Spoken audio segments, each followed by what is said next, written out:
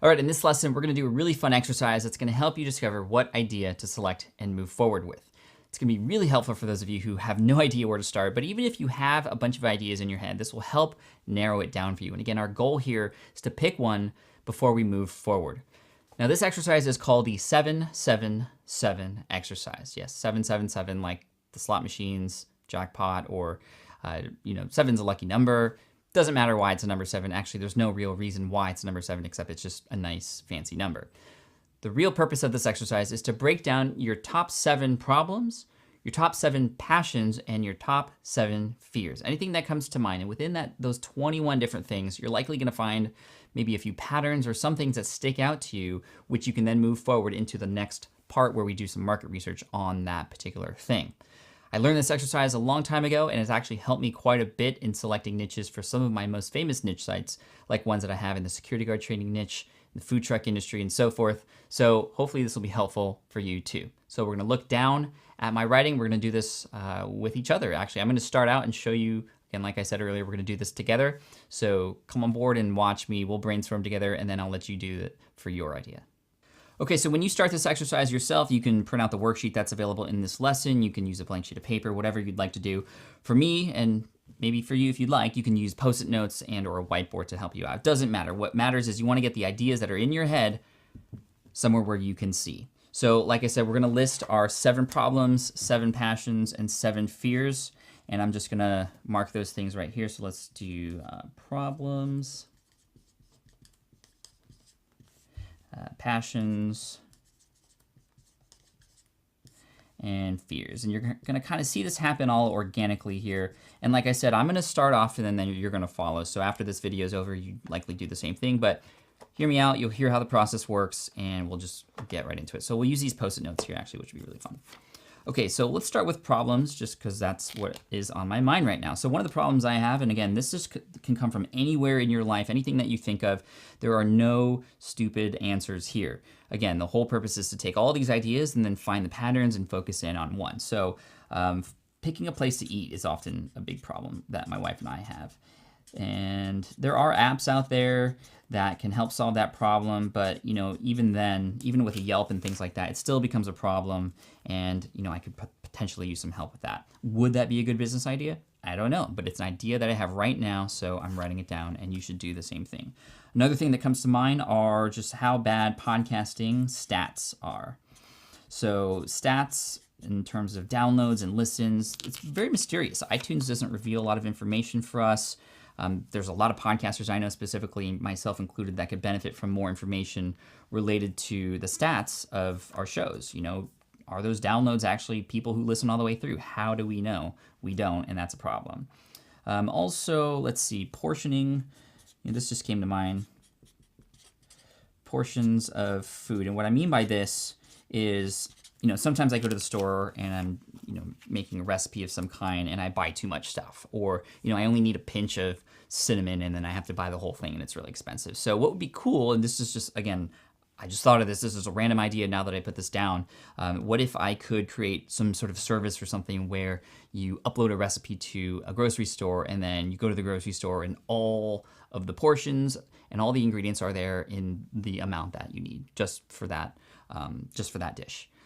There's services like Blue Apron and things like that sort of do that for you, but those are their specific recipe items. What if you could upload your own recipe?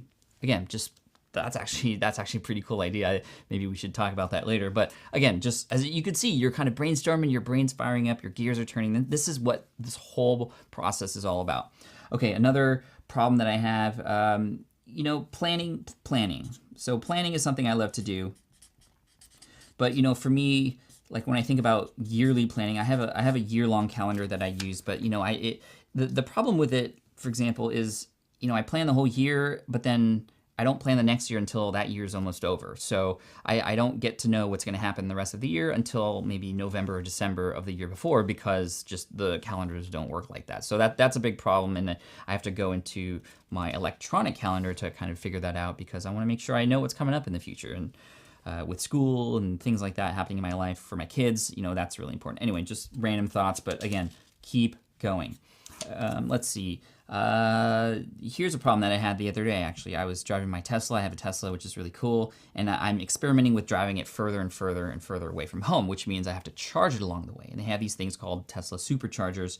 But the experience isn't quite up to par yet, because you go there and sometimes all the Tesla stations are full. And yes, you can charge for free, but sometimes you have no idea how long it's going to take until those people are done. So let's do Tesla charging experience. That's something that could be worked on. Again, just an idea, not really, you shouldn't even really be thinking about what those potential solutions are right now. But again, that's just what's naturally going to happen when you do this exercise. Another idea is just another problem is my phone keeps dying. And I know there are backup batteries and things like that, but again, this is just a problem that I have. And let's pick one more, something related to online business. Email open rates. I've noticed that mine continued to stay quite the same over the length of a number of emails. Maybe there's a way for me to really research what increases open rates and really define what that is and create a service for people who have large email lists who want to increase their open rates. I don't know. Again, these are problems that I have or experienced in my life, and I just wrote them down. And we can talk more about how we're going to narrow them down later. But let's move on to passions now. So a lot of you people know that I am very passionate about education for my kids. So education for kids and youth. That's something I'm really passionate about. I want to start an organization, actually a nonprofit at some point, to help kids who are in need, who need that kind of education, especially related to entrepreneurship. Productivity in general is something I'm very passionate about. Just really honing in on what I'm doing and why am I doing it and how to do it better. I'm also just quite a big fan of video games, to be honest. Let's see, let's keep moving down here. Basketball's pretty cool. I love basketball. I play 3 times a week, 5 a.m., which is really fun, even though I'm super short. That's something I'm very passionate about.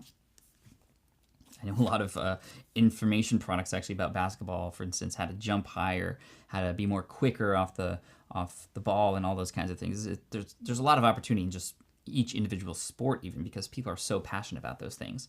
I love gadgets and gizmos. Sometimes I spend money on video equipment that I never use, which is quite unfortunate, but maybe there's a product or service that could be involved with that. I'm also obviously very passionate about health and wellness, for those of you who follow me on social media.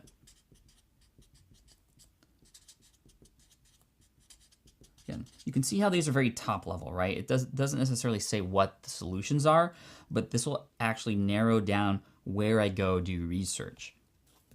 And then I have to mention as a passion, Back to the Future. Sorry, I just have to mention Back to the Future anywhere I can. So that's just who I am.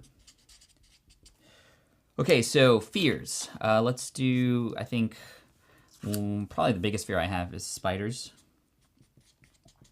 Now, I don't know if there's a product there, but maybe. Doesn't matter right now. There's also specific kinds of spiders like black widows, because I am really scared of spiders. There's also, brown recluses. There's also, daddy long legs. Okay, we don't actually need to talk about each individual spider, but I just really hate spiders. Okay, another fear I have is speaking on stage.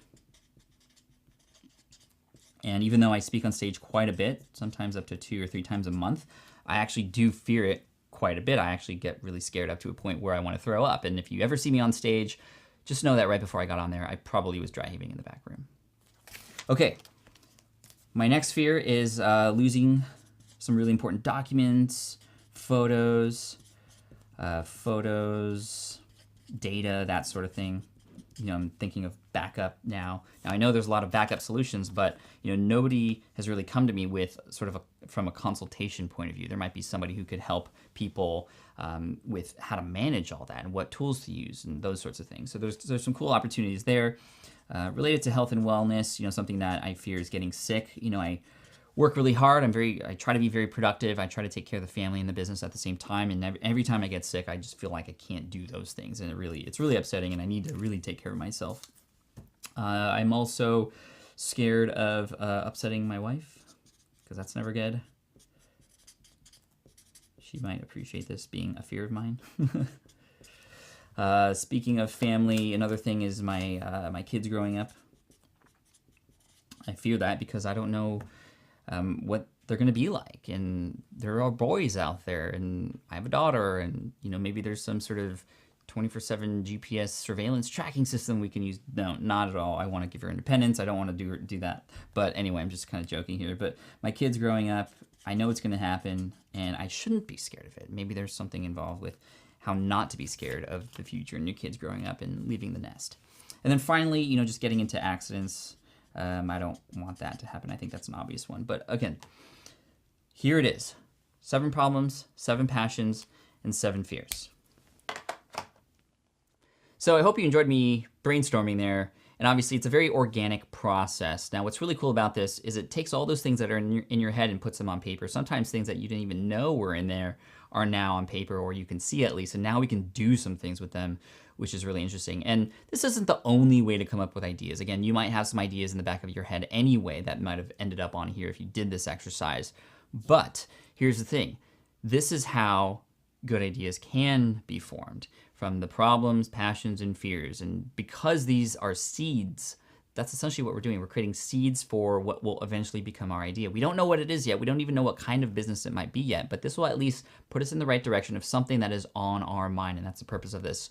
So we're gonna go back to the overhead view, and actually the next part that you can do here is actually look at all the 21 things that you have and start removing things or scratching them off your paper. So just looking at the ones that probably shouldn't even be on here, or that you probably wouldn't even consider turning into a business for whatever reason. It doesn't necessarily matter why. You just know for whatever reason, maybe it's your gut telling you that those are just things that you're not going to be either passionate about, or things that are going to be a good fit for you and the type of business you want to create.